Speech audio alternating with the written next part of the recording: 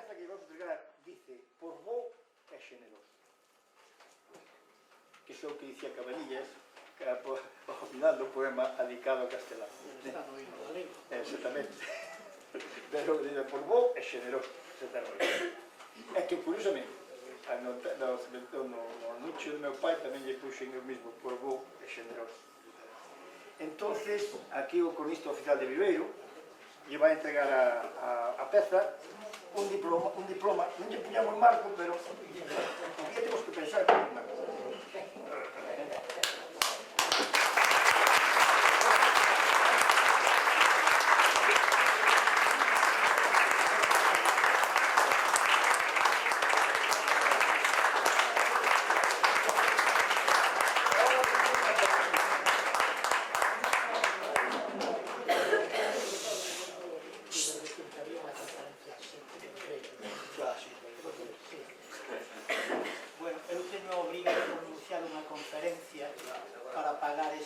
Extraordinario xantar que eu teño que pagar de alguma maneira ás 7 da tarde nun auditorio que agora non recordo, no Conservatorio de Música, sí. Pero claro, como agora acaba de entregárseme este premio, teño a obriga de decir unhas palabras que van ser poucas. Primeiro, é un premio que non merezo. Polo tanto, se non merezo e eu fose unha persoa decente, non debería admitir que se me dera este premio. Pero, e agora vou falar en serio, tamén estaba falando en serio, como son novo, e penso vivir 40, 50, 60 anos, se cadra, dentro de 30 ou 40 anos, eu merezo este premio. E virei aquí a decirle simplemente a todos vostedes que agora merezo o premio.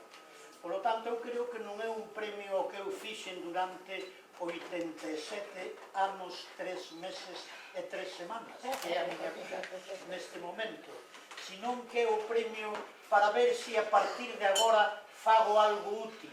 E dentro de 20, 30 ou 40 anos eu virei aquí con libros, con o que eu sei facer de alguna maneira, a demostrarle que quizáis non o fixen moi ben, pero que me apliquei. Así que moitas gracias, non polo premio que merezo, que non o merezo, senón polo estímulo que lle dan a unha persoa nova como a min, e os novos hai que estimularlos, os novos hai que animarlos, os novos hai que potenciarlos e promocionarlos, e xa digo, dentro de X anos, X igual a 30, 40, 50 ou 60, eu quizáis mereza este premio. O premio é grande porque é un premio que me dan os aventados. Os aventados teñen algo de todos. Bueno, sei o que significa. Tive unha ocasión de decir, creo que unhas periodistas esta mañán, que se na historia da humanidade non houvese unhas persoas un pouquiño tolas, as persoas serían sempre rutinarias, convencionais. Algúnas das cousas das que hoxe disfrutamos, a liberdade de expresión que temos hoxe, por exemplo, uns certos dereitos que non son moitos, pero algúns sí, debémonos aos aventados precursores destes aventados. Fíxense que grande é que eu reciba un premio polo que vou facer, non polo que eu fixen dunha institución que se chama Os Aventados. E por si fose pouco, o premio plásmase concretamente na materialidade desta peza que fixo Otero Regal, que foi alumno meu. Aquí teño bastantes alumnos e hai outros que non viñeron por as circunstancias que fosen.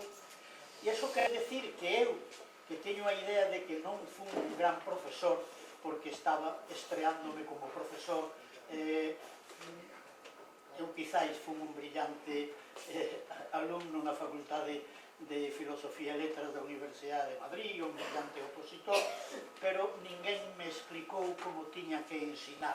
E agora que teño algúns anos, ainda que son novo, decátome de moitos dos erros que cometín como profesor.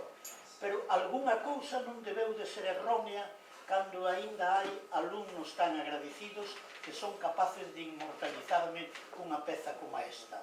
Por lo tanto, señoras e señores, se hai hoxe un home feliz no mundo, non é Jordi Pujol que roubou, Bárcenas que roubou ou Rodrigo Rato que roubou, senón eu.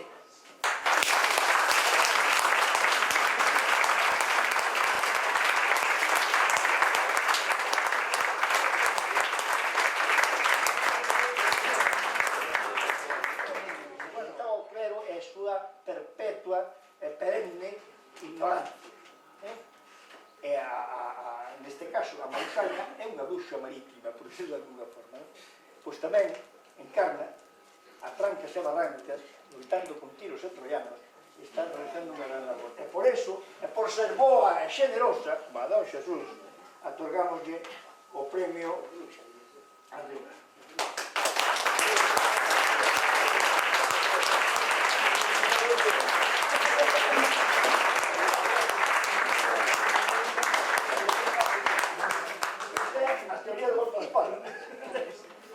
Bueno, moitas gracias.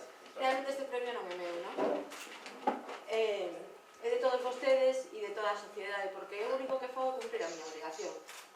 A miña nómina pagan todos vostedes, a paga toda a sociedade.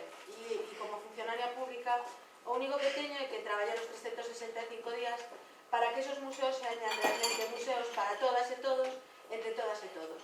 Vos e generosos son os funcionarios, os compañeros que forman parte da rede de museos, que siguen o ritmo dese traballo constante para ser capaces de achegar o patrimonio a todas e a todos. E iso é verdade, e non é demagoxa, e non é política, e non é historia, e non é vender.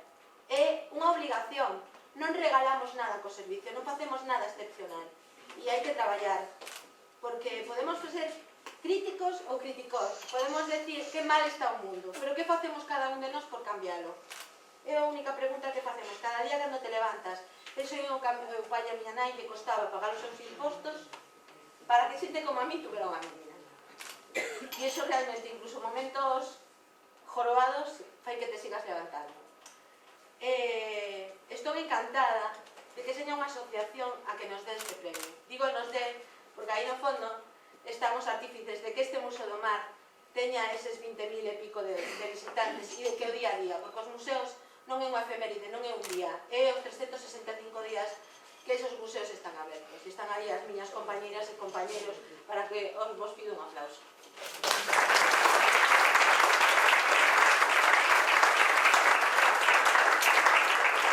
Decía que estou encantada de que mo dé unha asociación, que mo den os aventados, e que dentro desa asociación estén nenos e nenas que formaron parte do nacemento dese museo, e de que realmente que vos sintades orgullosos do que don Francisco Rivera Casas quería.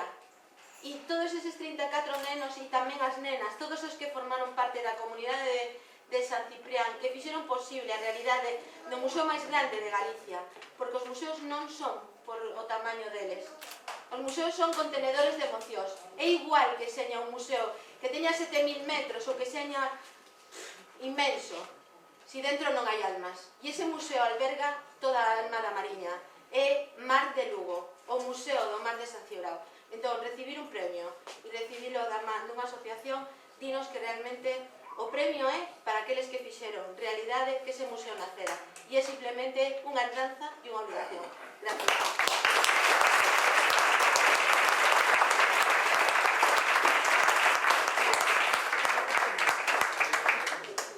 Algo, según teño entendido, e para mí me aseguraron, non está mercada polos chineses, aí.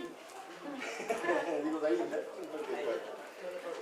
e sigue facendo un produto de primeira calidade, logo a conserva de Bonito do Norte e da Miocciña que hai, sigue dando traballo a un bon número de mulleres en Viveiro e sigue radicada en Viveiro, que precisamente non está no centro de ningún tipo de forma fácil de comunicarse. Está, o digo, do quinto canal, a nivel da historia, non? Entón, por eso, atorgámoslle a de calidade os aventados con diploma e a plaquiña para esta trabajo.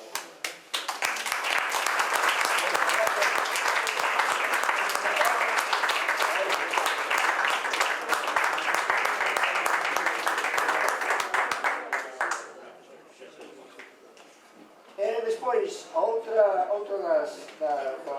dos negocios a que se otorgou a de calidad é a confitería e mesón Pico de Burela.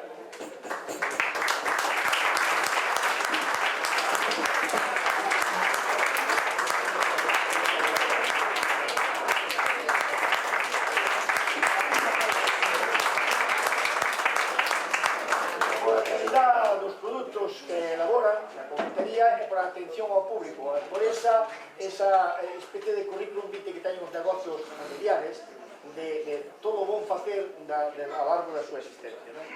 E por último, isto vou contar unha cousa que non sabe. O parador de Ribadeo. Saben ustedes que o parador de Ribadeo non iba para Ribadeo? O parador de Ribadeo, en principio, iba a ser facer en Viveiro.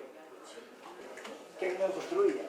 Entón, a noite, viña uns camións con fuciño largo e vaciaba o resto que traía no porto de Burela. O porto de Burela que desde os mortos de Ribadeo. E nosotros xogamos, Benito Barcia, entre outros, a pelota cos cráneos que traía para Varela. Entonces damos ao parador de Ribadeo primeiro, porque é o único parador que tocou na lotería no norte da provincia de Lugo. Segundo, por ser un dos poucos paradores rentables. Saben ustedes que os paradores, moitos deles non son rentables. E terceiro, por bon facer, porque cómese moi ben, e non me se mellor. E máis era unha persona que colaboradora, contou con eles no outro proxecto, precisamente, nos menús artesanos, é aberta a recién escrito cos xalos. Este tipo de cousas así, por iso che damos a...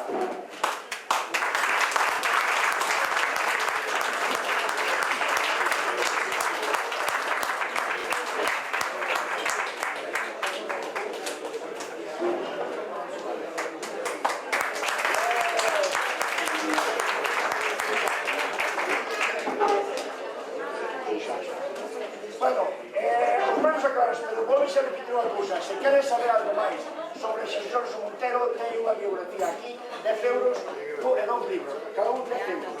E, claro, que a 7 temos a conferencia de Don Xesús en Viveiro. Nada máis.